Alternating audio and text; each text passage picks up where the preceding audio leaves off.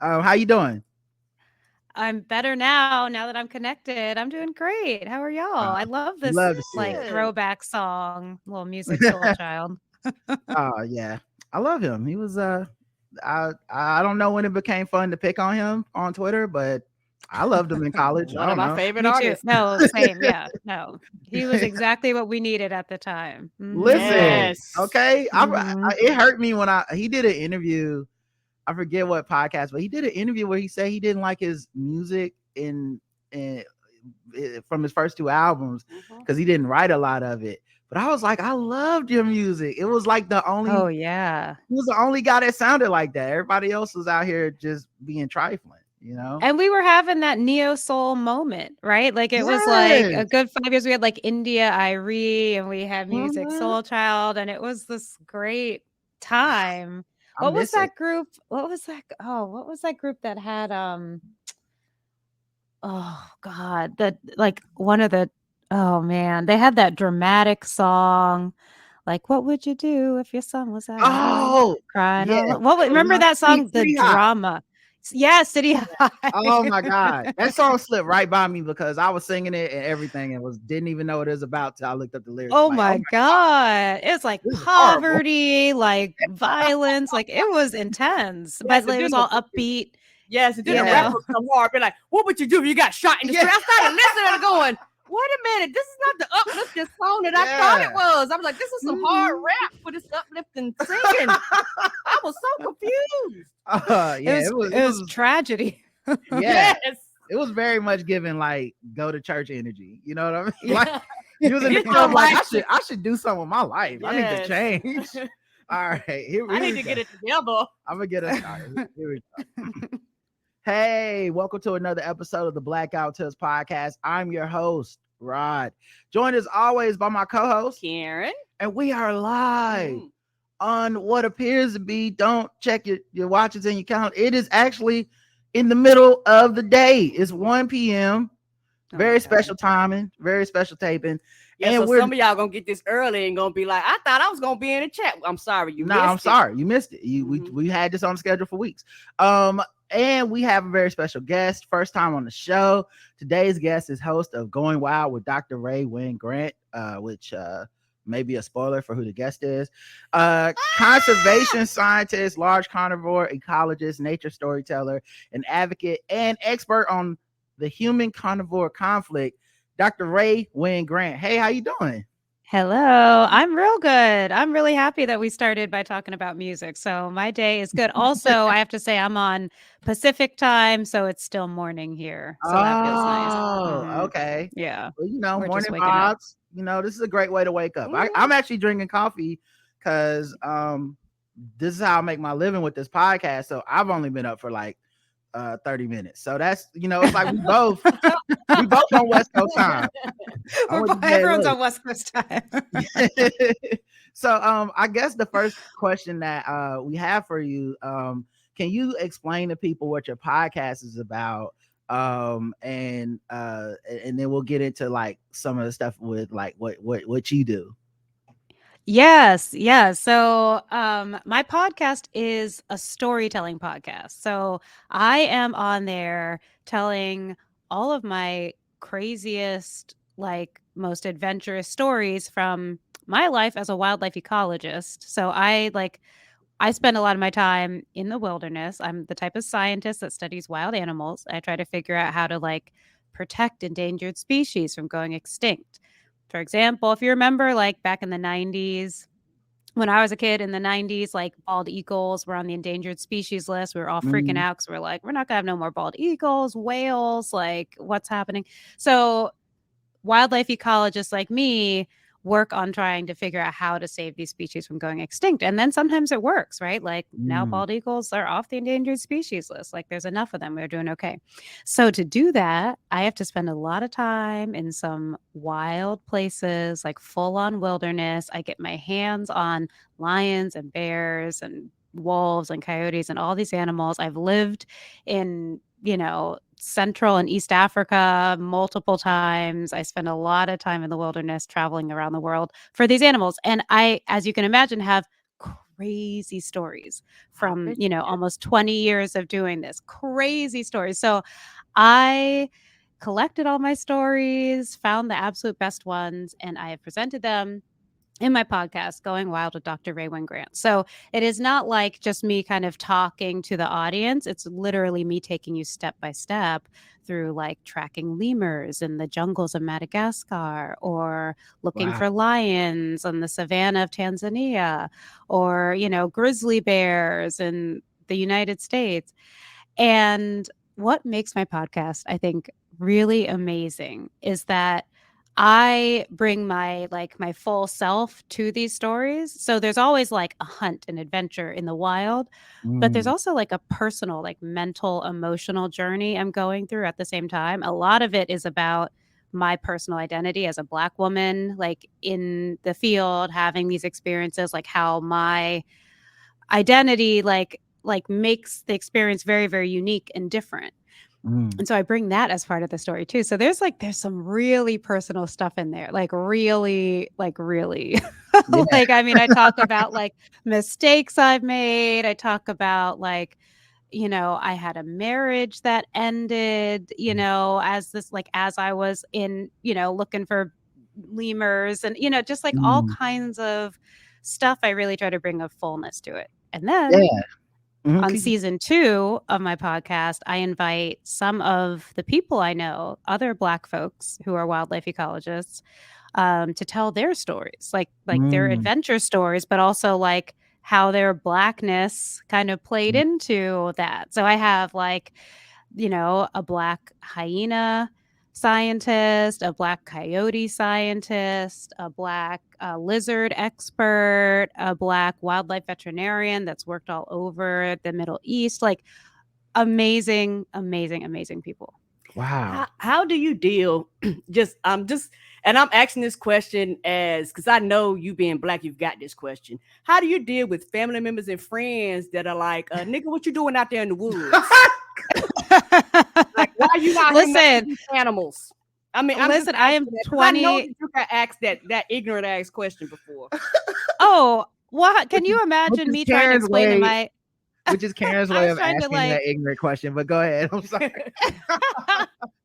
No, I mean, you can imagine like I have my whole family is Black, right? And so can you imagine me talking to my Black grandparents, when I was 19, 20 years old, saying I'm moving to Tanzania to study lions?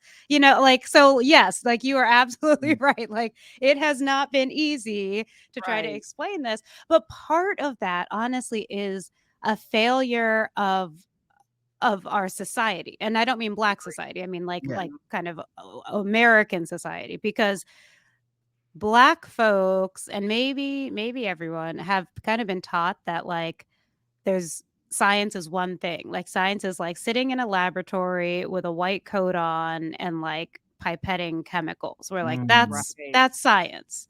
Mm-hmm. Science isn't like hiking around the wilderness with wild animals, right? right. And so it's just such a foreign concept that Yes. like that in itself is scary. And then let alone like it's not like I'm studying like snails and ladybugs, like I'm Yeah. studying these ferocious wild animals. So what I usually try to just kind of like give people perspective is that like I could be a firefighter, right? I Mm, could be like, in the military. I could do a more dangerous job where like, the possibility of dying is higher. But Right. right. this one is just so unfamiliar that like it kind of freaks people out. So That's a great I've never point. been apologetic. Yeah. Oh That's yeah, a yeah, great yeah. point because, like, I remember when I worked at Pizza Hut, they wanted me to deliver pizzas in the hood, and I was like, absolutely not. I'm Mm, just gonna work behind the counter, mm-mm. and that has to be more dangerous than the chances of me running up on a bear. Like, it's Yeah. Yep. absolutely. And It's Yeah. funny Oh how just in yeah. my mind there's certain things that I've associated with like danger, but because it's normalized, I'm like, nah, that's fine. But then if you said like, let's go on a hike, I'd be like, I don't know, it's mountain lions out there, you know. Yeah. Because it's like you think about it, like how many times do you read in the news that like someone was killed by a mountain lion? Like maybe once every like 3 or 4 years. But how many Right. times do you read that like someone got robbed and stabbed or shot All or the something like that? time. Like all the Yeah. time. So Yeah. that's why I'm saying, like, it's not more dangerous job than other jobs, but like there is there is a lot of possibility for Yeah. error in my job because like I'm in places where you can't find me. So it's like, let's say I even Mm. ate something poisonous and needed help, like I can't call an ambulance, to like come get me. Mm. I can't just go to a doctor. So for sure, like there's a lot of risk in my job, but I'm telling y'all, it's so fun. It's really exciting. It's very healing. I spend a lot of time in Mm. nature, and that is very, very healing. And then when I do get my hands on these wild animals, it's in a safe way. Like I always have Right. to sedate these wild Right. animals before I approach them. So I walk around with a tranquilizer gun. And I have Okay. to say, it looks like a real gun. It looks like the scary kind, but it's not. Oh. It shoots tranquilizer darts. And Mm. I walk around with that. And then if I see a wild animal from afar, I like shoot it with the tranquilizer gun. It goes down, and then I Mm. approach it. Right. So it's Wow. like, I'm being reasonable here. You Yeah. can use that for people too, you know? Yeah. Any You person walk up sure on. could. Yeah. Like, I'm I not would gonna. love to people see scared. the police. I would love to see the police replace real weapons with Listen. tranquilizer darts. I would love It'd that. be a lot Yes. safer. Yes. Yes. Mhm. I think it'll Mhm. be a lot Mhm. safer. And I think for me, the reason why I asked that question on the upfront is because I think for a lot of Black people, it's coming from a safe place. Because I think for a lot of Black people, their whole lives is to protect me and to protect mine and protect my family. So for a lot of Black people, they couldn't fathom going out somewhere Mhm. where you're with the danger on purpose. It's like we're being hunted, like, so for us, we're like, you know what? I'm not adding any more extra danger into my life. So for you to do that for a lot of people is wow. But I could imagine, and you can hear it in your voice, it's something where you go, okay, this is what you were called to do. You're like, this brings me It's I, joy. true. I think It's also that true. that perception is changing because I believe it was Beyonce that said, we back outside and you outside, but you ain't that outside. And I can't think of being nothing more that outside than rolling up on a bear, to check out what's going on with it. So Wait, I um, have to write that down. I need to make a TikTok or something just with that sound from Beyonce.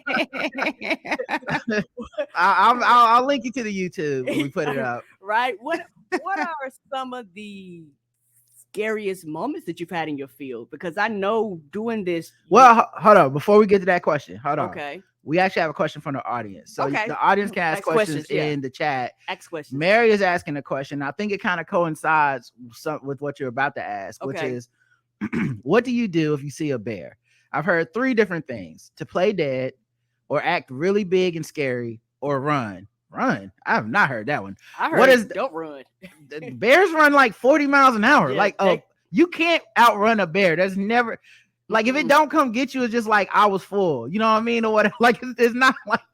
Anyway, what is the best strategy?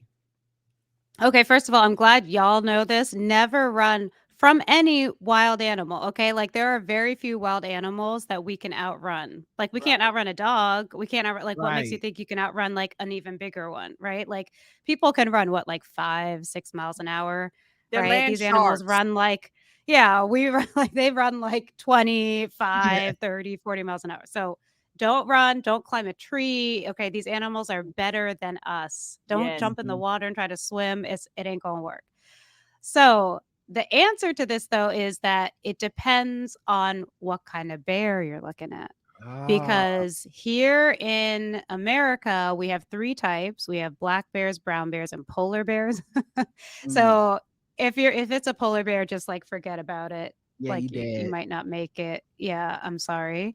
If it's a brown bear, a brown bear or like a grizzly bear. Grizzly bears are brown bears, right? Grizzly bears Mhm. are what we call a subspecies of brown bears. So if it's like big and brown, it's probably a grizzly bear. And in that case, what you do is you back away slowly. You back away slowly. And then this is very important. Do not look the bear in its eyes. Okay. Do Mm. not make eye contact because that's what prey do. You ever hear like a deer in the headlights, right? Like the prey like Mm. freezes and locks eyes, right? So that signals like I am prey and I'm freaked out. So you look like above Oh, its head or down Mm. at its feet but you walk away slowly and you don't make eye contact and you just show the bear, I am not here to hurt you. I am leaving. I am not a threat. Okay. That's with a brown bear or grizzly bear. With a black bear, they're less aggressive. And so with a black bear, you still back away slowly. But what you can do is if you have like a jacket on or something, is you like pull it over your head so you look bigger. So that way you're backing away because you're like, I'm not going to hurt you. But you're also saying, but I could because I'm so big and tough, right?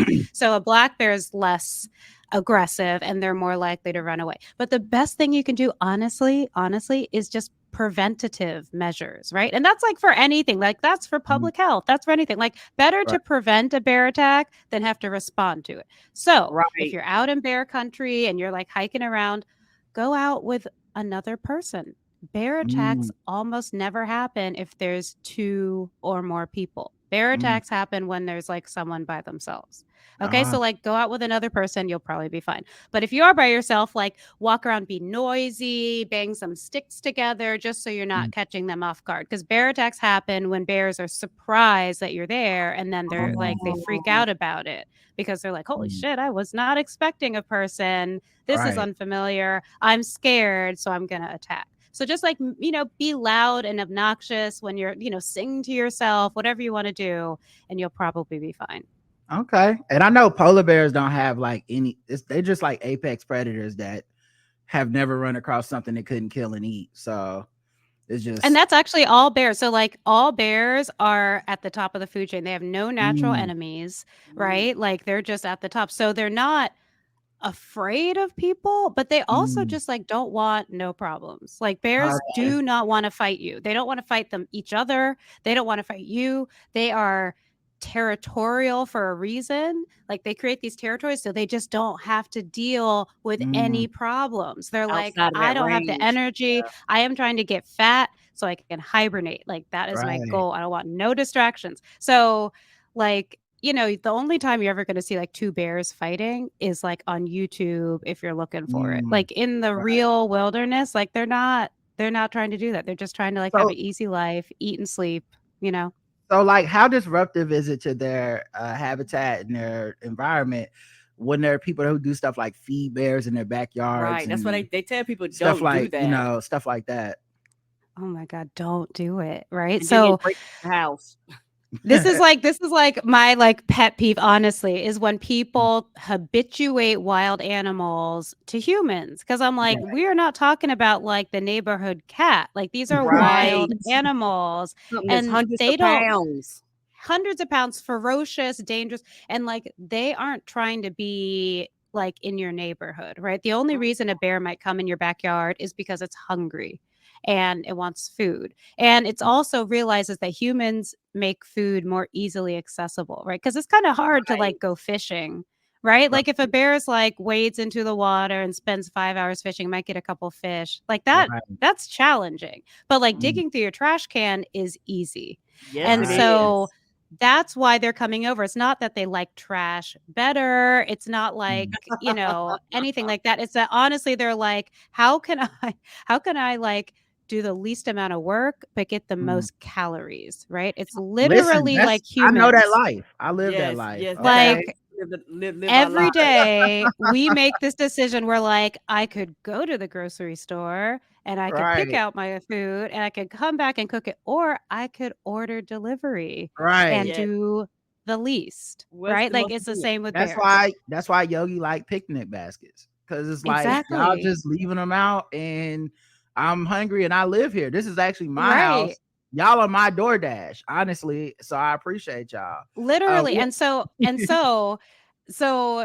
like the great thing about bears is that they're really, really smart, right? Like that's why people used to put them in the circus and stuff, is because you could teach them very well and they can learn. So as easily as bears can learn that like food is at someone's house, they can unlearn that. So if you stop leaving food out, if you lock up your trash can, if you put your dog's food bowl inside instead of outside, they will very quickly learn like there's no food here and they'll stop coming and they'll go back to fishing or getting honey or whatever in the forest. So that's what everyone needs to do, is just like stop what you're doing, stop it, and then let them like go back in the woods where they belong. We have another Oh. question. What has your connection with being in the wilderness done for your mental and spiritual health? That's from Miss Fit Noir.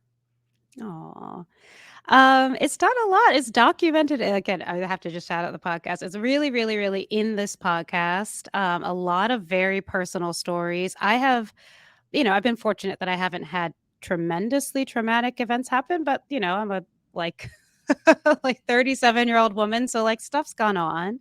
Right. And I've found that a lot of my experiences in nature have been very, very lengthy. So usually when I go to the field, it's for like 2 or 3 months at a time. Mm, And it's a lot of like survival, right? Like I have everything I need, but I still have to survive. Like I still am living in a tent, in a forest or a mhm, rainforest or something all by myself. And so that kind of like basic kind of primal lifestyle of like eat, sleep, survive, collect my data on my animals or whatever. It allows me so much time to myself and a lot of very personal challenges that it's been very healing. It's been very, mhm, very healing. Just like a simple, lifestyle. mm. Also, there's nothing like sitting around a fireplace, or around a campfire, every night and just like thinking. Get to do a Mm, lot of reading, all that kind of stuff. Now, I will say that I also like believe in therapy, and I've spent mhm. years, going to therapy, like seeing an actual therapist as well. So I'm not saying like if you have horrible trauma, go on a hike and you'll be cured. But I'm saying it's like a really, really good complement to some Right. serious therapy, and it has helped me tremendously. You're saying Well, I therapy before therapy. I get it. I get it. Yeah, Makes total sense. exactly. well, I definitely want you on my apocalypse team. Me and Roger read a study where they were saying like a certain percentage of Americans was like, I can survive in the wilderness. And I looked at Roger and I was like, they a lie. I said, because most Mhm. Americans, particularly if you're not like homeless, really don't know how to quote unquote survive because all the things like running water, toilet tissue, like all the simple things that we quote unquote take for granted, you don't have. You don't know how to Nope. farm, you don't know how to plant. You're not like my grandma, and they would be going down the street when I was younger, and they'd be like, "There's some greens or something I can cook." I'd be like, "Well, I guess I'm gonna die on top of food because I don't know what's poisonous and what's not." Don't lie to Now, yourselves, Americans. I don't think there was a question in there, but how is the human No, carnivore conflict going? We're winning, right? We're winning. No, yeah, we're winning. Yes, literally. So human carnivore conflict. So carnivores, like I study, all the meat eating animals, and yeah, we're winning, but like not in a good way, right? So a Yeah, lot of people, and again, like I don't want to, I don't want to make this all about race, but when I say like we, yeah. I'm not talking about everyone, right? Like Oh I'm yeah, really yeah. talking I about mean, like the I feel way that I like feel like white men have structured American societies, right? yeah, I feel Because like we a have lot of seeded this type of expansive, let's run into the woods and take it and like cut down the trees and all that stuff. I Mhm, feel like we've seeded that's white people's territory. Like I think it's one of the mhm. reasons when people hear like, oh, you're black and you out in the woods. There's like this undercurrent of like, because white people supposed to be out in the woods. It's all Steve right, Irwin and Bear right, Grylls. Yeah, they think And of right. cornfields and stuff, and yeah, yeah, I'm gonna so get shot. No, thank you. even this idea of like when I say we, yeah, I mean Yes. humans, but I mean it ain't us. We don't Mm-mm. be out there chopping down Right, trees and No, messing up bears but living right, habitats. but right. I'm glad and I'm thankful for the people like you who do that job because that's how we collect the data. That, like you said, that's how we Mhm, protect the mhm, creatures, mhm. and things like that. That's how the environmentalists make their laws and rules and kind of know what to go to Congress about. So it's like these jobs are absolutely Yeah, needed. somebody got to figure out they endangered. Somebody got And to you're right. count it. And y'all got to have numbers and statistics. You can't be looking like, oh, well, the Bears is just gone one day. You got to have something to But back that up. humans are definitely the Tom Brady of this conflict, right? Like this is like our seventh Super Bowl. it's getting out of control. We on the street. It's getting out of control. And let me just like give an example, right? So I do a lot of work on grizzly bears in Montana. And Mm, it's very, very interesting because I'm looking at like, okay, what do grizzly bears need in Montana today? But it mm, all stems from, 100, 150 years ago when like white men came through Montana and killed everything, yeah, right? Like they killed people, they killed a yeah. lot of indigenous people or tried to. And Mm-hmm, then they killed all the animals they could because they were trying to clear a path to do like ranching, like cattle ranching and farming. And so they like took land, they stole land, they removed people or killed them, and then they killed all the wolves, all the bears, all the mm, mountain lions, all the coyotes, all like everything, all the elk, everything so that they could graze cattle. mm, So here I am today, me and all my colleagues, and we're trying to like fix that. mm. And so it's like, yeah, we have all this conflict with carnivores, but like they were there Yeah. chilling, like living with indigenous groups. Everyone was okay. Mm, And Right. then like in history, like settlers like came right. through and destroyed and caused like mass death.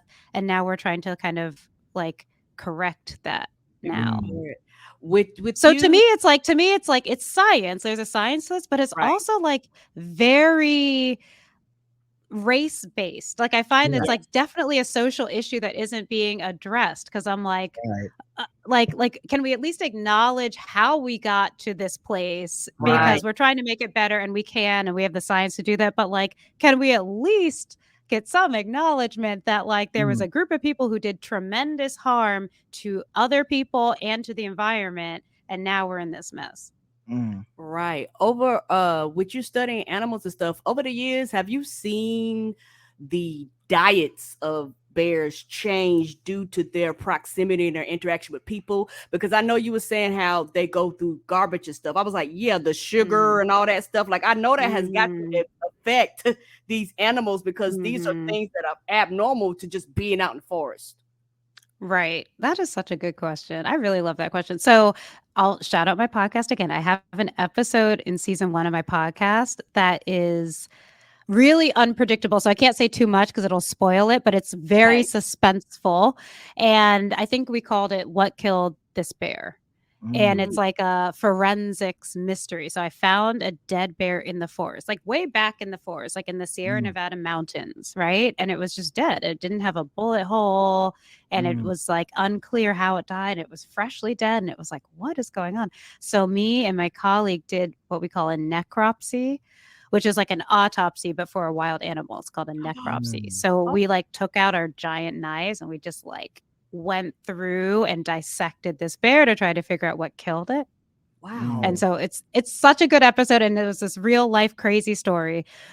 But essentially it was because this bear had gone through a dumpster. But I'm not going to tell you Mm. what killed it because it's something you will never guess.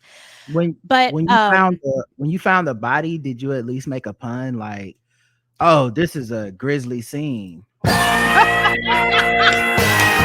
something like that? oh my god. That's so good. You know what? I only make bear puns on accident. And so like I'm not Oh. trying to and people will be like, "Ha ha." And I'm like, "Oh, did I make a pun? Oops." It's probably hack for you to do All it. right. Like it probably gets old pretty fast. I know. I'm Yeah, sorry. we could do the But fun.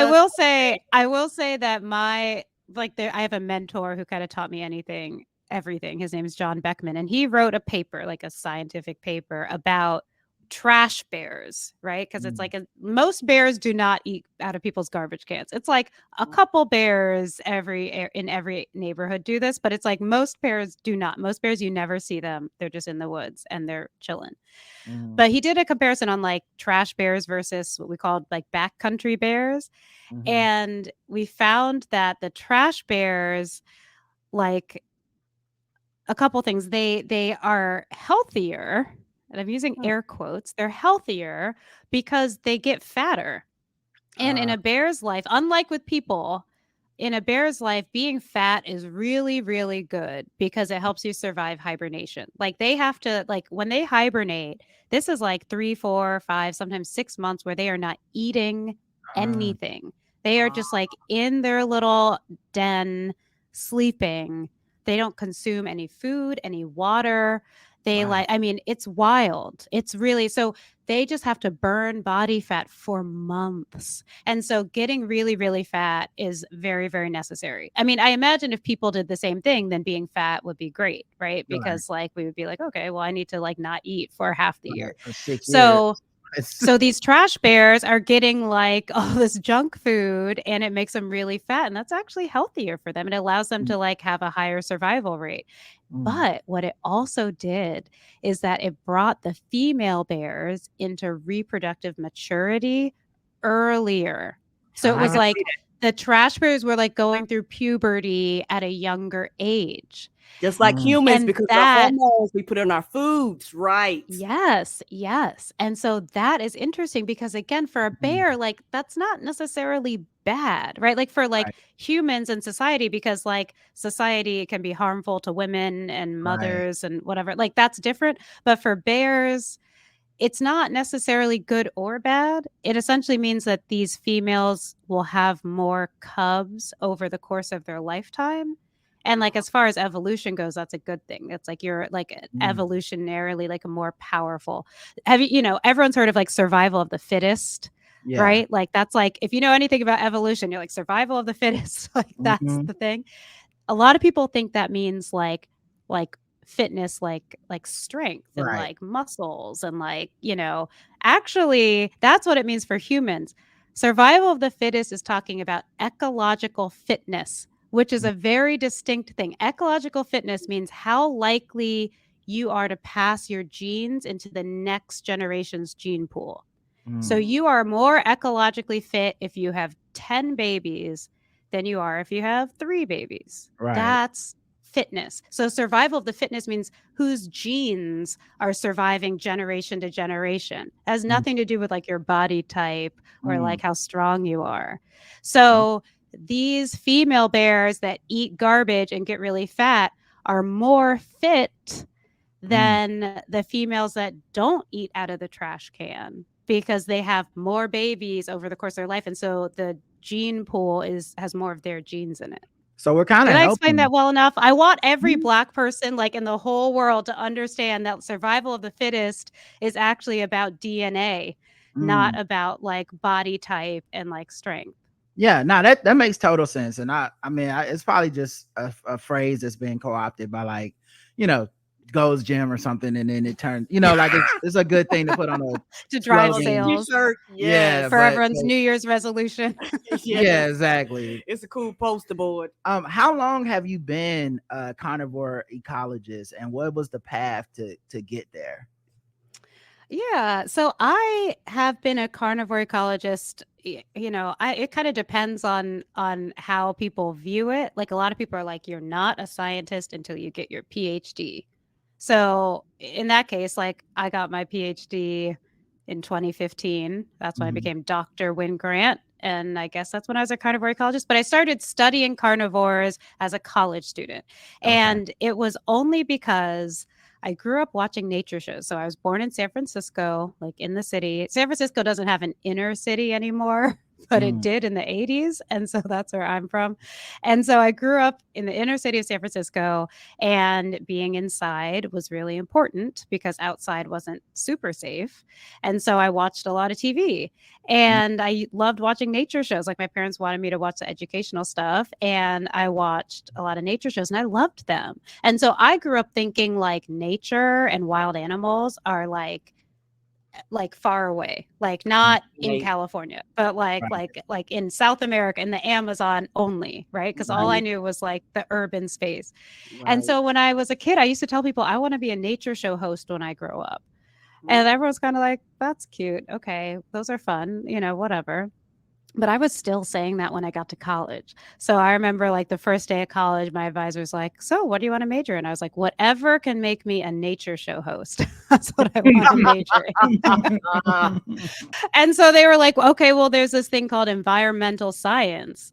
And I never heard of that. And so I was like, bet, all right, like I'll major in environmental science. I went to college at Emory University, which is in Atlanta. And so again, like all I knew were urban spaces. I loved Atlanta. Like that was my jam. And so, I started studying environmental science in Atlanta, and it was just okay. Like it was all right. I kind of realized early on, as the only Black person in my class, I was like, all these white kids seem to be really familiar with the environment. Like they're not just getting Right. this information from the textbook Mm, that we're Right. reading they've been and the on the ground. PowerPoints we're looking at. Like they've been outside. Yeah. So I realized very quickly, I was like, oh, I need to have a relationship with nature and the environment to actually enjoy this. So Right. I signed up for a study abroad program. I was like, I'm going to do the most intense nature study abroad program I can find. And it also had to be like affordable because I had a scholarship to school. So it was like the program had to like fit within the scholarship because we couldn't Right. pay extra. So I found this program that took me to the bush, the southern Kenya bush. And we were living in little huts outside of a Maasai village in the East African bush. And I moved there for a semester and went from like, well, California, Atlanta life to like camping in the wilderness with like giraffes and elephants and lions and, Ooh. zebras. And literally on my first day, like I remember we landed at the airport in Nairobi, Kenya. They picked us up a little van and we drove down like 8-hour drive to our field site. And on the drive, I saw my first wild animal. Like I just like from the road. I was like, "Oh my God, like that's a giraffe." Like that I can't believe it. I'm seeing my first wild animal. That same day I took my first hike ever. I was 20 years old. Went on my first hike. I pitched my first tent. I saw my first wild animal. It all happened on the same day. And it Wow. was that day that I was like, "Oh, this is what I'm going to do. Like this is it. Like I may never be a nature show host. We'll Right. see. But this is what I want to do with my life." Oh, What? we're rooting for you. No, never give up on your dreams. So trust. I haven't given up. I haven't given up. I'm still trying. Trust me. I tell everyone I want I to be a nature can't show wait host. to see your show and be like, she was on our podcast, right? Yeah, it's gonna happen now that you was on the show. Mhm. We pretty good with that. Yeah. We get a good bump. I mean, it might be luck. I don't know. It could be skill and talent and all the work you put in, but we're gonna take We're credit. gonna take credit. Which nature show host like influenced you? Like who were there people that you were like, oh, that's who I want to be, or I want to be like that? Oh yeah. Yeah. And what's funny is that, often we have this narrative of like, if you can't see it, you can't be it. Because representation is important. And I believe in that very, very, very much. And I also think it's interesting because I was inspired by these like British and Australian white guys who were very different from me. And yet I was like, I want to do that. I want to be like those British and Australian white guys. So, David Attenborough and, Steve Irwin, and like everyone on, Mutual of Omaha's Wild Kingdom, like all those guys, even Jeff Corwin, he had a great show. Like all of those, Bill Nye, even he didn't do a lot of nature, but like, even Bill Nye, like all of these like middle-aged Australian, British white men, like really inspired me to do the job that I do today. And I don't like that's interesting. I think that's interesting that I wanted to be like them, even though they're very different from me. I think what it means is that I didn't necessarily believe I could be like them. I knew what I wanted to do, but I didn't necessarily believe that I could. I feel like every first Black person, that's what they had to do, right? Like every first, which we're still having in 2022 all the time. Every first had to be like, I could do that rocket science or whatever. And now, and then 60 years later, we celebrate them with a movie or whatever. But the point being, like that I don't think that's unusual at all. I think that's just more indicative of the field and the obstacles that we face in these fields when it's like, I mean, we started our podcast 12 years ago. I don't know that I don't remember there being any Black podcasts at the time. Yeah. Like people search they would search iTunes to find back when you had to get on your Yeah, iPod your or iPod. Oh my people would god. search iTunes for black. And Mhm. that's how they found our podcast because it just wasn't a lot of black podcasts. So the first people I remember looking up to was a white people, Keith and the Mhm. Girls' podcast, and they did a show out of their house, and we were like, well, I was like, why can't we do that? You know what I mean? So Mhm. like, Mhm. it wasn't like I was trying to be like them. I wasn't trying to be Mhm. white. It's just that's what podcasting was, and that's what inspired me. So I think very much that's got to be a cycle for everybody that's kind of pushing those boundaries, and we're definitely rooting for you to get there. We are. When you was talking about seeing your first animal in the wild, how did that put like this? Most people, particularly in America, see like giraffes and they see them in like the zoo. Like, Mhm. how did it? How did your mind process? Oh, this animal isn't behind bars. This animal is just living Yeah. this. I just want to know, like, how did you comprehend that for the first time? Because, like I said, most of us watch them and there's a protection, if that makes sense, versus you see Mhm. them actually just living their everyday to day lives. Mhm. Mhm. It was It was amazing. It was really amazing. I felt like I had stepped into one of those nature shows that I always wanted to be on. And I'll also say, the first wild animal that I saw that day in Kenya wasn't a giraffe or a zebra or whatever. It was this animal called a marabou stork. And I feel like the world needs to talk more about marabou storks because we're driving on the highway. And so like in the far distance, like like half a mile away, you could see these giant birds. And marabou storks can be like over 5 feet tall, right? So they're like the size of thank you. Oh, those They're are like the those size animals you of see me. online. They are my size, and the way they walk across the landscape, they look like velociraptors. Like, you're like, "This Oh. is like, who," like, I thought dinosaurs were extinct 'cause they're just like this dark velociraptor shape walking Mm. across the savannah, and so that was my first impression where I was like, "Wait, I thought I was gonna see an elephant." Like, I thought, like, "Where's the rhinoceros? Like, what is this?" I didn't know what it was, and so I think that had some magic in it too, where I realized, oh, the wilderness offers so many kind of non-traditional, like hidden, like surprises, right? Obviously, like Right. Kenyan people know all about marabou storks. Like Right. you know, Kenya's full of black folks who are very in tune with these animals. But Yeah. as a black American, Right. like I had no idea. I just knew like the zoo animals or the nature Mm. show animals. Mhm. So that was magical too. It was kind of like my first moment. I realized like, oh, I'm going to discover stuff, like I'm not maybe Mhm. discovering it for the world, but I'm discovering it for myself and like Right. for my family and my girlfriends. And, so I'm going to discover there's going to be so much learning that happens. And that was exciting to me. I will also say it's probably obvious by now, but I'm a nerd. And so like, whatever you're a nerd about, Right. like whenever you get that spark, you really get it. It like hits you Right. like Mm. a ton of bricks. So I am like a wild animal nerd. So when I Mm. saw a marabou stork, I was like, oh my God, I have arrived. Like this Yeah, is it's weird this that is fascinating. somebody saw a stork back in the day and was like, we should use this as a myth about delivering babies, right? Because you just Right. like described it as like very velociraptor like, and somebody was like, you know what? We should say that's where the baby came from. Don't tell the kid the truth, which is wild. Also, when you're talking about like the kind of science you're studying, like it's specifically with like carnivores. Mhm. So what was it that made you go, I wanted to study the animals that eat things? Yeah, so this is just because I'm basic also. So, like, honestly, I don't like people ask me that all the time. They're like, "Why carnivores?" And I'm like, "Because when my professor said, 'What do you want to study?' I said, 'Lions,' because Mm. why wouldn't I? Like Was the I didn't Lion King necessarily out at the time, and the maybe that Lion King had been out. Yeah, Lion King had been out.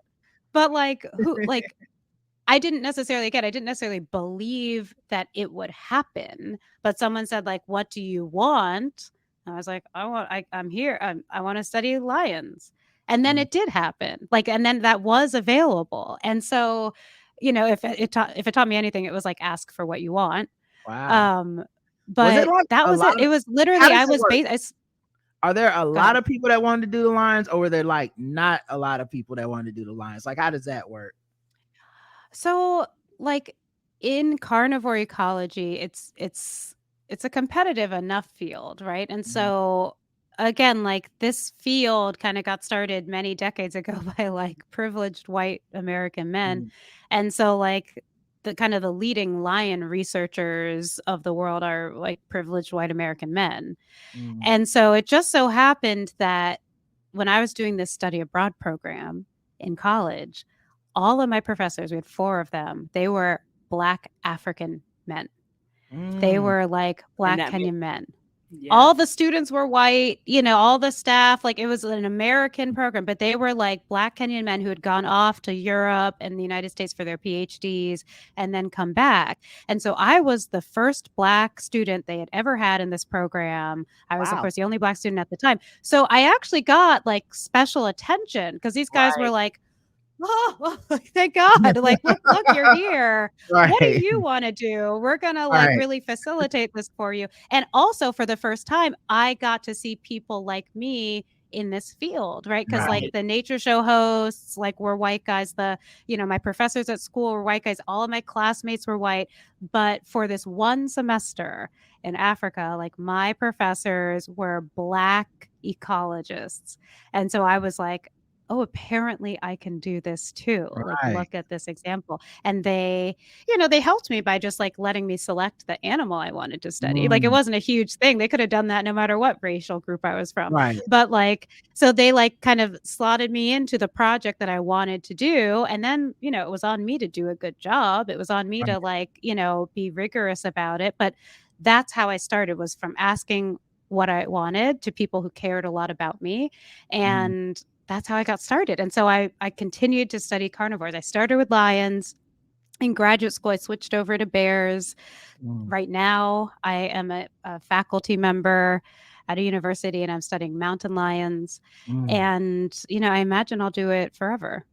Wow. And did they teach you how to shoot the dart gun, or you had to learn that on your own?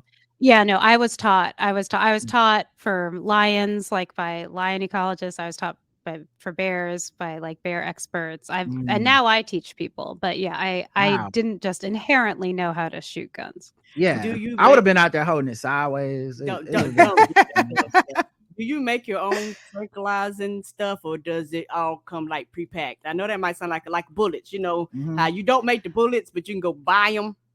Right. Yeah, no, we buy it. So like there's kind of a market, like, so I usually buy it through the wildlife agency. So in the US, there's like every state has a wildlife department. Mhm. Um, and so like you have to work with the government in order to get Mm, permission and permits and stuff to get the drugs. And it's like comes in a little vial. It's just like a sedative. It's not the same that we use for right. people. It's just for wild animals. And then, you take your syringe and you like dip it in, you put it in the dart, you load your darts up. But it is like, there are a lot of checks and balances in place. Like, you Right. have to like have permits and then like be Right. approved by the state government and then have like a lot of oversight around it. So Wow, that you gotta sounds like such a novel idea that the state policy. and government would regulate who gets Mm. the hold of this dangerous weapon Mhm. that can be used for. It just seemed anyway. It's I don't want to. Imagine that. Mhm. Wow, it can Wow, happen. It's That's very effective. I mean, we really don't have very many like undocumented, like, wild usages of never. tranquilizer guns in this I've country. never heard of a mass tranquilizing. No one's No. run up into school and tranquilized kids. It just seems No. anyway. yeah, I don't want to yeah. get political. We have Yeah, another we don't want question. to be political at all. No, we don't have the bears talking about bear lives matter. We don't have that We problem. have another comment, question. Aside, this says an aside. This is from Wangangi, who says aside. Did you find your American accent cause people to treat you differently in Kenya? And I'll just add to that. And did when you said like coming up the host of these nature shows? I just remember my dad loves nature docs, Mhm. Mhm. and I just remember the voiceover ones where one is always funny because they create like a narrative of like, this lion, we'll call her Betty, does such, like that thing. But it always makes me feel like, oh yeah, British accent. That's what goes with this. So yeah, like how's your accent been treated, or is that even a thing for you? Oh my gosh, I have so much to say. Okay, the first thing I want to say though, like to your point, is that over the summer, National Geographic came out with a nature documentary. It's called America the Beautiful, and it's Mm. narrated by Michael B. Jordan. And so, Oh, like, kind of disrupting this whole like yes. British accent kind of thing. Michael B. Jordan narrated America the Beautiful. It's streaming on Disney Plus. I'm in one of the episodes, so like that's cool. Oh, okay. But everyone Michael is not in any of the episodes. He's just the narrator, Okay. unfortunately. But yeah, so like to that point, like things are kind of changing and we're getting other accents. But to the reader or to the listener's question, I have two podcast episodes from season 1 of Going Wild where I talk about all of the ways that my identity as like an African American young woman was kind of an issue Mm, for my time in Africa. And I've lived on and off in East Africa several times. So like there's that first time as a student and then like I came back several times. And then all of the ways that I was just like an American asshole and made a lot of mistakes and faux mm, pas. So it was like both ways. There were some times that I was treated really, really unfairly because of my identity, even though I was black in a black space. Like mm, my Americanness um like kind of was a target. And then also I guess one thing that's that I quickly learned that, if I thought being a black woman in America was really hard and unfair, I very quickly learned that being a black woman in parts of Africa is harder and more unfair. So for people who did not notice that I was American, I got treated worse, right? Like I was mm, just like, oh, no, she's a like I kind of learned very quickly, like if someone rapes and murders me, like mm, nothing's gonna happen. Like African mm, women are not like taken care of in that way. Like it's like mm. I'm kind of gonna be disposable. But like if someone knew I was American, maybe they'd care more. If I was white, then it wouldn't happen in Right. the first place, right? Oh So no, we've seen Fox News. It'd be 24/7. Coverage. yeah.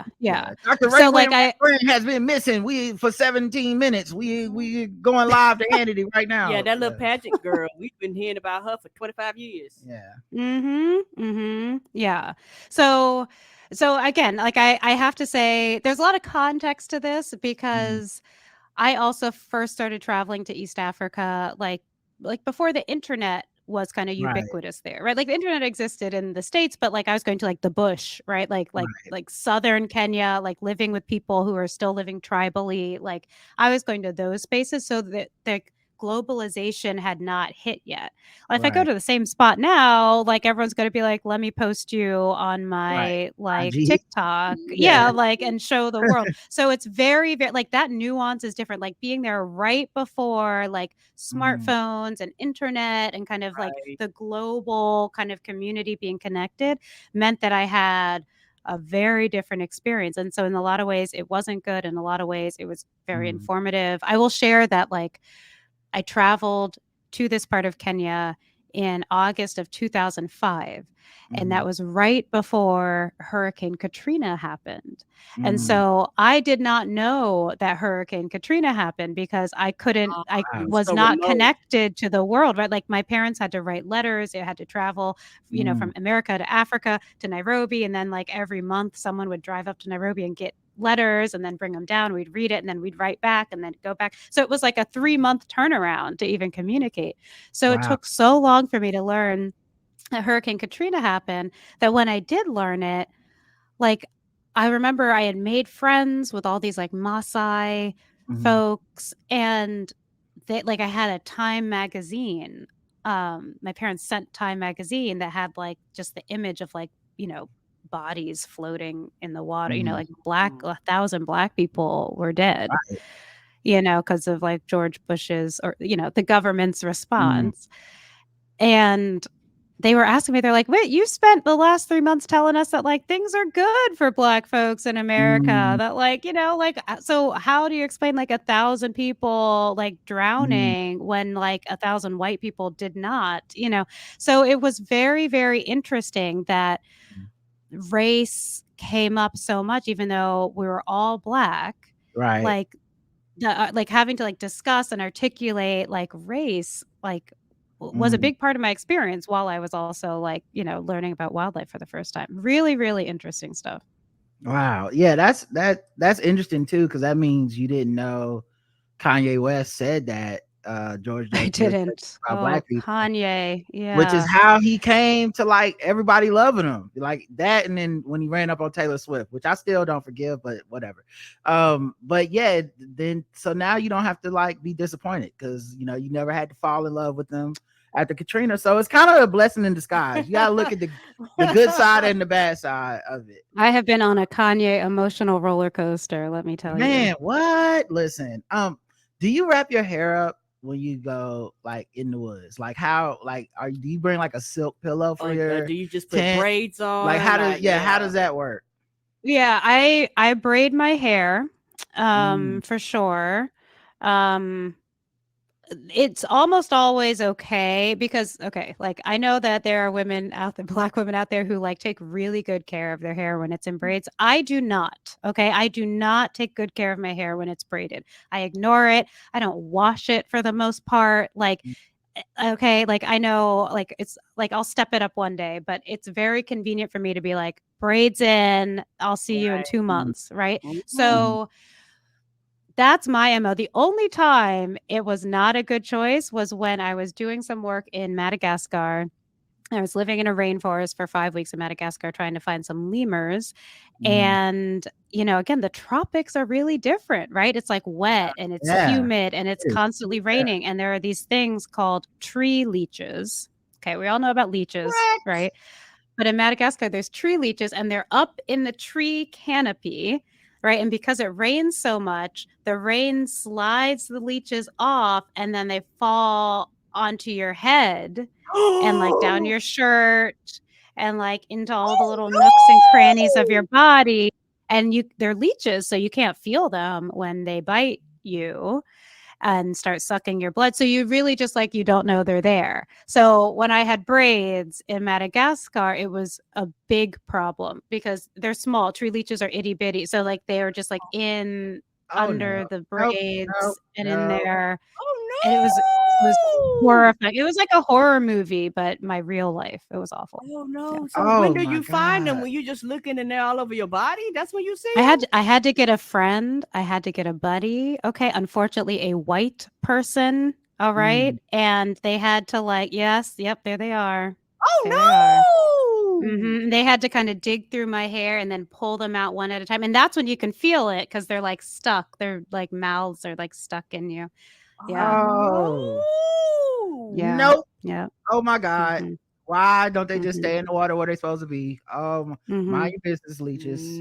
Never heard of a mhm. tree leech in my life. Stick to the rivers and streams that you used to. We don't I need that. also had not heard of tree leeches. Like I had had leeches on my body, like a Yeah. normal field biologist, Right. like plenty of times where Correct. you just like, it's gross, but you can like pull them Pull it off and off. they're Yeah. on your Right. skin. But Yeah. hair was a whole new level. I have not been back to the rainforests of Madagascar. I don't know Mm. if I will. Yeah, I'd definitely be wearing a hoodie or something. Come on. Tree Plastic cap or leeches something. and like, so what's the wildest like thing out there that you've experienced with it, with that type of like not like a predator like a bear or something, but like parasites? Like you just say you had leeches on you, ticks, like what else is out there? Oh my gosh, it's the little things. I have again my podcast, like because all these stories are my podcast. So actually, the most popular episode we have so far is from season one. It's called Near Death Experiences, where I talk about Mm, all the times I almost died. But a lot of people think it's because, like, a bear like right. attacked me. I do have like bear stories in that episode, but the craziest stories are from the little things. There's stories Mm, about like like putting on my boot and like almost stepping into a scorpion, or it's stories about like, I had this horrible moment with what we call a red spitting cobra. Okay, so Oh, like cobras are always in like cartoons and stuff, and they have like that hood, yeah. in their head, and they come up like this.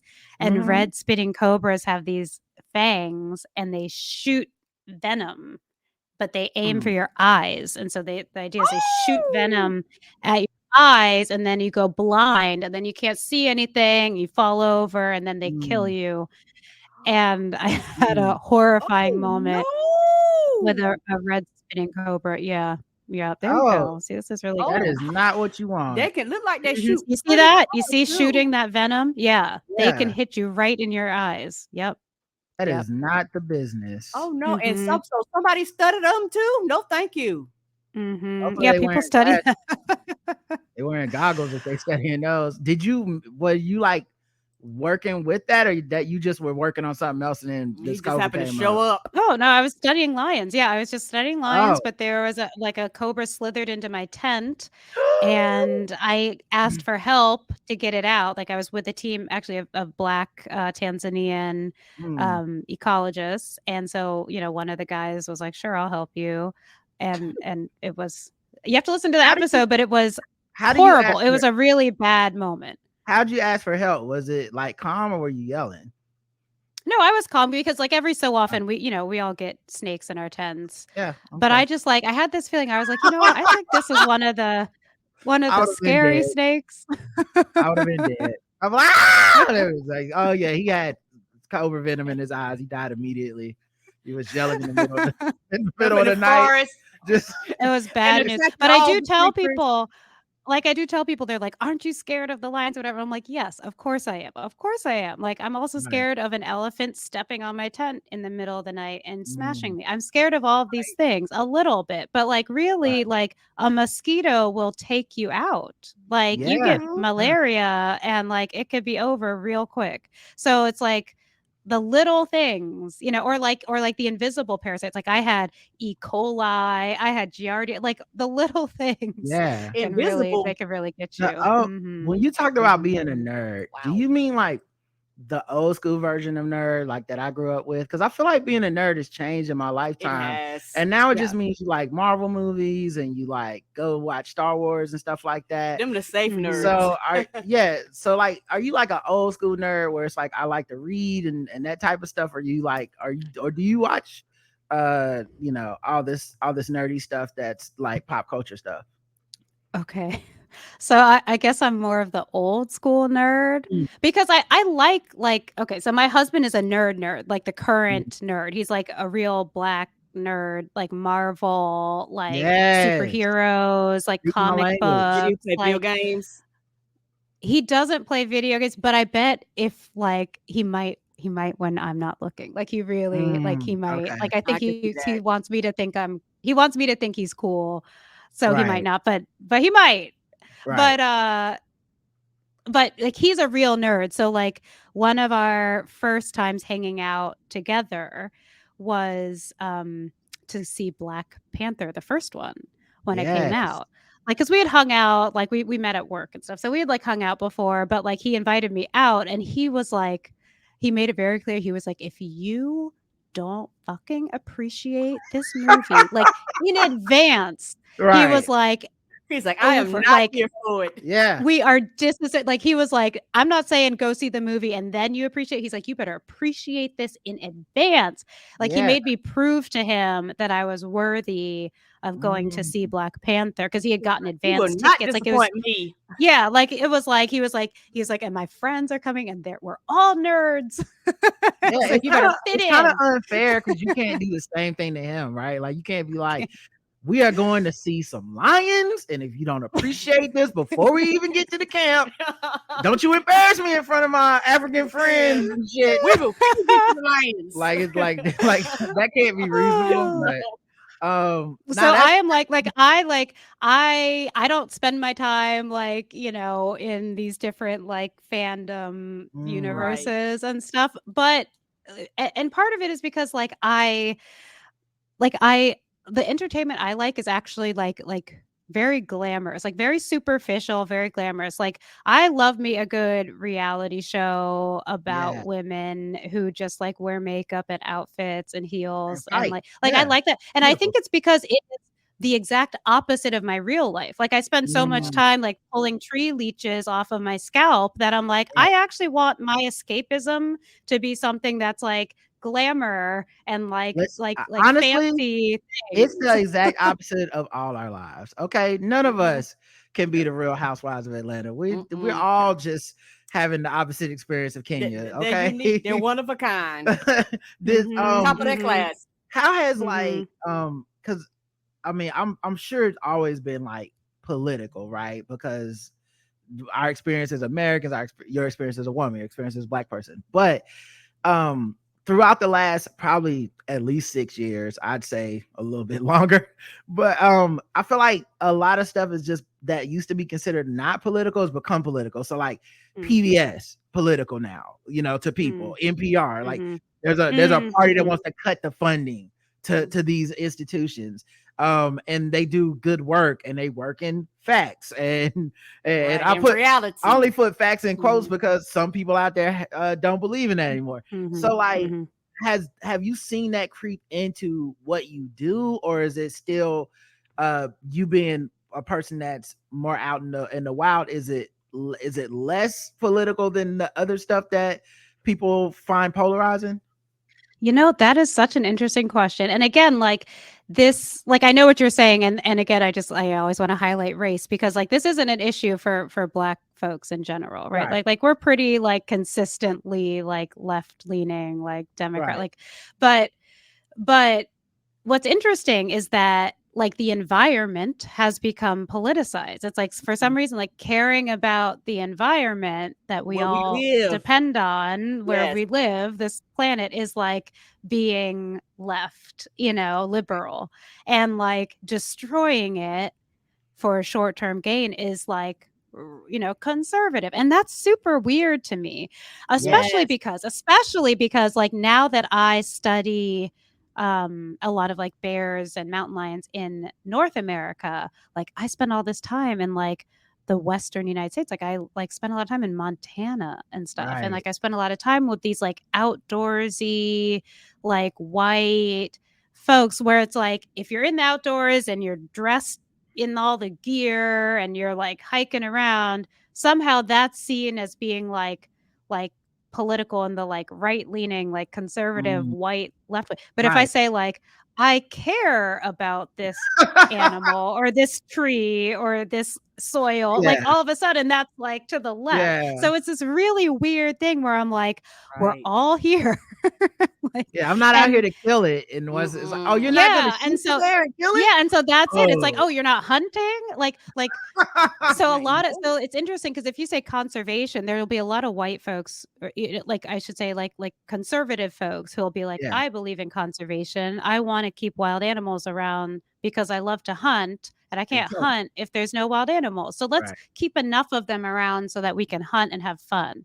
Right. And I guess like in those areas, like maybe our ideas align. I'm like, I want to keep them around too, like not Right. to Yeah. kill them for fun, But but like but just so they can the like ecosystem live functioning. and yeah, Yes. like exactly, like give us like fresh air and water and Yeah. Yes. Did the so it's really interesting.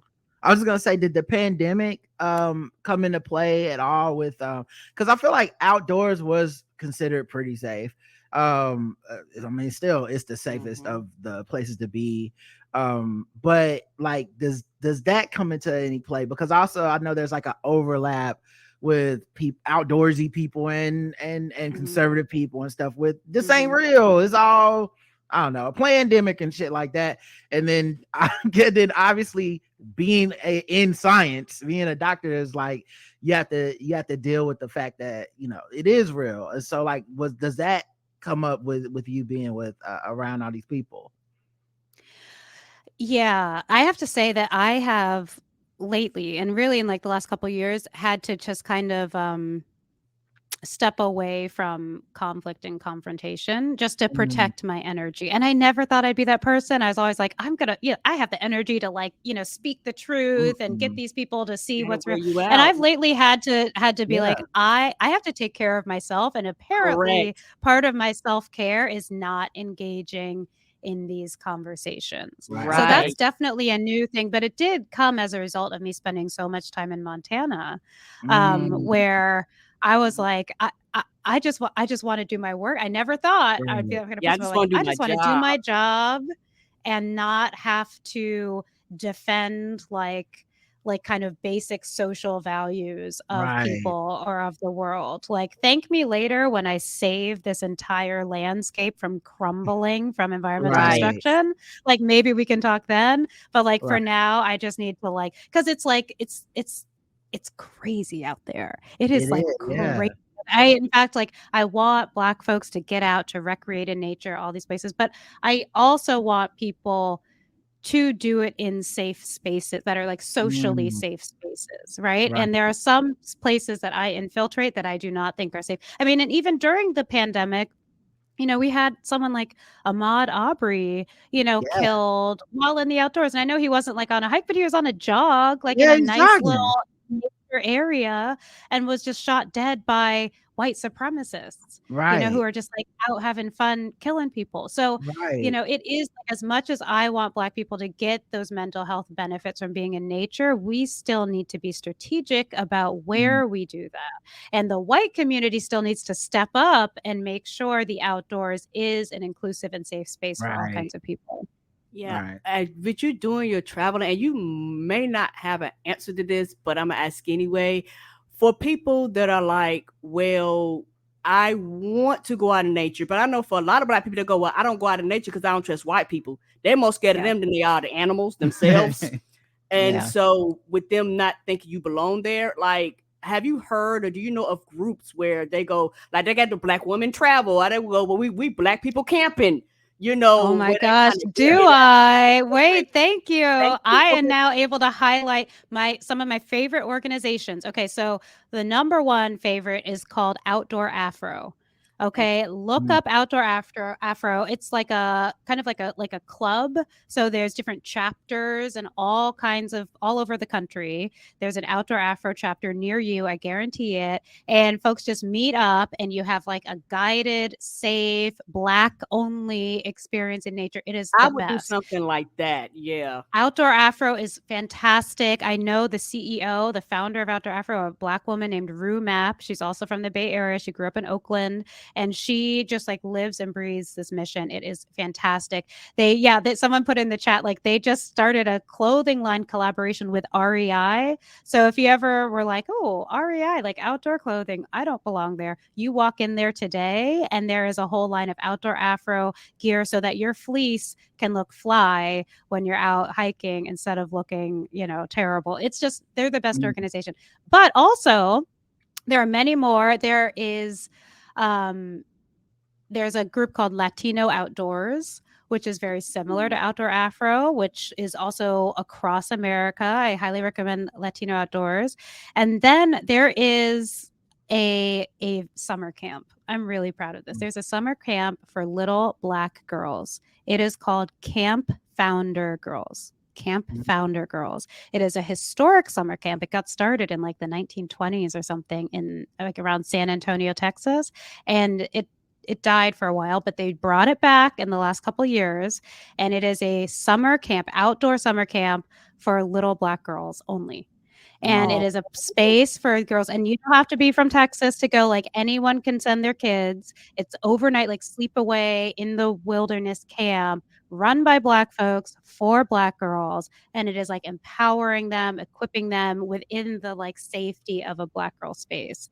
So I Mm. have a 7-year-old daughter. As soon as she's old enough, I am sending her straight to that summer camp. Oh Okay, I'm man. glad I asked that question because I was like, well, with you being outside and knowing that for a lot of Black people, that's a fear of theirs. They go, well, how do I know I'm be safe? Well, I want people to look like me, or I want to be somewhere where I don't feel judged if I pull up my fro, or if I Mhm. put up my Mhm. hair products, and things Mhm. like that. Mhm. Or, just things that we do that might not white people might not be familiar with or might not be acceptable. Right, So I right. was like, well, she might know that Well, I information. think also the phrase socially safe is just, that's a big part of it, you know, because I think Yeah.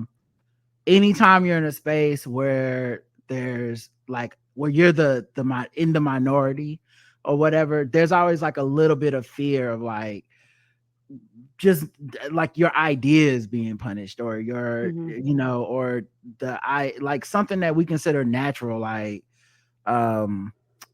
saying, man, Ahmaud Arbery, what a tragedy, and then there's a feeling of like conflict and danger and all this other stuff, and it's like I didn't come to the woods for that. Like Right. like if I'm leaving my house to be in a tent, I would like to be in a place where if I express like, you know, sadness over that, I'm not in a debate about that. And I think Right. that's definitely a big part of it. And so yeah, if you can find like an affinity group where you can go out and do something together, you know, there's that. Absolutely. And we all have, I mean, again, just a place where you're not going to have microaggressions. It doesn't have to be the wilderness, but it's like having Yeah. our kids have any space in the woods, Mhm. out of the woods, whatever, where it's like at least they're microaggression free. I remember a couple of times growing up, I went to a sleepaway camp and it was like mostly white, if not all Yeah. white, but probably mostly white. And I remember one time, like, I was probably a teenager, like 13, and there's a little girl I was friends with, and she asked me, like, "What kind of music do you like to listen to?" You know, and I told her, like, "Oh, I like to listen to, like, hip hop or, you know, I don't know, Yeah, probably City Lauryn High. Hill or something back there." Yeah, City Hall, you know? And I remember she said, "My dad says that's nigger music." Wow. And it was like, that was the only, like, uncomfortable moment I had in that whole Right. summer camp experience, but it was devastating. Like, it was Yeah. Right. horrible. I am 37 years old and I still remember that Still moment, you remember know, it. like, Yeah. it's so offensive. Right. And, you know, and of course, this girl grew up, like, with that belief system because her parents gave it Right. to her. But just, like, things like that don't need to, like, taint a little girl's summer camp experience, right? Like, Right. we can Yeah. avoid that. Absolutely. And so, anyway, so I'm just really excited that there are these affinity groups that are like, we belong outside, we deserve to be Yeah. outside. You know, a lot of them just really hold this belief system that, like, our ancestors were the experts of nature, right? Like, Mm. the first Black people who came to America transformed America when it was a very wild place. Like, they were in nature, like, we were slaves, but we were outside. Like, we were Right. like in nature. We were like chopping down trees, building stuff, We could surviving, making swim. fires, Like like we did a lot hunting, of like things. swimming. Like, we were doing all these things not because we wanted to, but because we Right. had to. So, like, Right. being outdoors and understanding, like, nature in America is something that our ancestors mastered.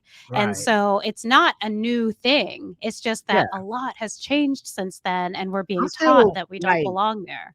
I'm still waiting for my old Black man gene to kick in so I can start my garden. Cause it just, Me I feel too. like all old Black people just get to a certain age. I don't know what the age is, but it's just one day you wake Yeah, up his parents, my and you putting mama. stakes in the ground and you making tomatoes Yeah, next thing you know, and you giving away your turnip greens, your mustard greens, your watermelon, Yeah. your squash, your okra, like you just start tomatoes. knowing secrets and stuff and like, oh no, that's a this type of caterpillar and it likes to eat squash, and you like, how did you know that? Yeah. It's just in our DNA, so it makes sense.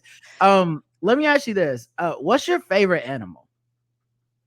Oh, I kind of brought this up at the beginning in, like, the first 2 minutes of talking Mhm. to y'all. I said it, but the bald eagle. I love the bald eagle. Wow, You know, okay. it's kind of weird because it's like that makes me sound very patriotic. And I imagine through this conversation, I'm not particularly patriotic, but I love bald eagles. And I have to say, although it's our national Yeah. animal and everything, I didn't see my first bald eagle until 2017. Even though Wow. I'm in nature all the time, I'm always in the outdoors, I did not see my first bald eagle until 2017. And I was driving from New York City to the Adirondacks in upstate New York.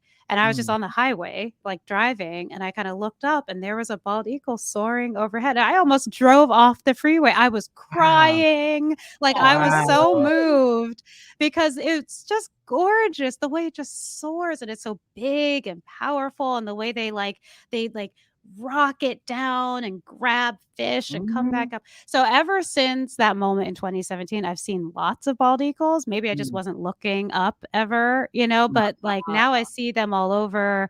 The last time I saw one was a few months ago. I was heading to the airport outside of Orlando, Florida. So I was just going to the Wow. Orlando airport and I was on the freeway again. And then there's all these bald eagles. I was like, who In true knew? American fashion, I feel like the bald eagle is very much got the treatment that white people gave the Native Americans, where it's like we kill them out, then we put them on flags and make them team mascots and all this stuff. And you're like, Yeah. but if you really have respect, if you really like the ultimate sign of respect isn't throwing something up on a flag, it's not killing it, running like hunting it to extinction or getting rid of its habitat. Why did the bald eagle why did it get on the endangered species? Were people like killing them or just it was it was those remember in the 80s and 90s we had all those chemicals in the environment, like we were spraying pesticides so much on our crops, but the pesticides were impacting these eagles, and it was making their eggs really thin. The eggshells were becoming so thin that the little baby embryos inside the eggs weren't able to develop, right? Because it was like the eggs were cracking. Remember? And so we started like the government was like, okay, we're about to lose bald eagles and that would be embarrassing. So let's stop using these chemicals, pesticides, and that will hopefully it'll fix it. And it took, 10 years or so, but after we stopped using these horrible pesticides, the eggshells were back to being nice and hard. And now bald eagles are having babies again. Meanwhile, the dodo's just over there like, word, that's how y'all do. You know what I mean? How come we can't Jurassic Park some dodos? You know what I mean? We can. We got the technology. We can Jurassic Park anything, which is pretty scary, but it's possible. Yeah. Let's bring them back. I don't know. And if it does cause some type of scientific mishap, that's really on us. We deserve that. We shouldn't have killed them all. We deserve a lot. Yeah. But again, that we don't mean we deserve it all because we didn't cause all this harm. This we has a hidden H-I-T in it. Yes. I'm not pronouncing the H-I-T in the middle of this we. All right. Can you tell everybody where to find the podcast and we'll wrap up? Yes, thank you. So I would love it if all y'all check out my podcast, Going Wild with Rae Wynn-Grant. Wherever you get your podcasts, it's everywhere. It is produced by PBS Nature. But you can find it wherever you get your podcasts, and please, download and subscribe and look out. Season 2 is really tremendous. Honestly, we got Black men, women pioneering these sciences and telling some amazing, again, mental, emotional stories along with the wildlife adventures. It's dope. It's so good. There you go. Y'all check it out. There's all kinds of good information out there and supporting Black people. And Dr. Rae, you're always welcome back. We had such a great time talking with you. This has been fun. I'm gonna come back. I'm definitely gonna come back. Yeah, we gotta get some of them stories out of you. I know. Yes, I was about to say. This is kind of more of an introductory thing and like an interview style. But next time we gotta find out about these close calls with Mother Nature. Yes, and I hope you encourage people to look for these groups and sign up and go out and do some naturist things, kind of break outside of the box. That's right. Type of thing. That's right. And try it once. Again, no one has to become, the new me living outside and stuff. But try it once, try it twice. Just a little bit of nature will do you I'm good. Gonna go for a walk today. Let's just start. We'll start small. Start small. Go out here and go on the back patio and just see what's going on. All right, y'all. Butterfly. Thank y'all so much. No problem. Thank you for coming. We'll be back Saturday for our feedback show. And that's it. Yeah. So until next time, I love you. I love you too. Mwah. Bye, everybody. Bye, Dr. Rae. Thank you for coming.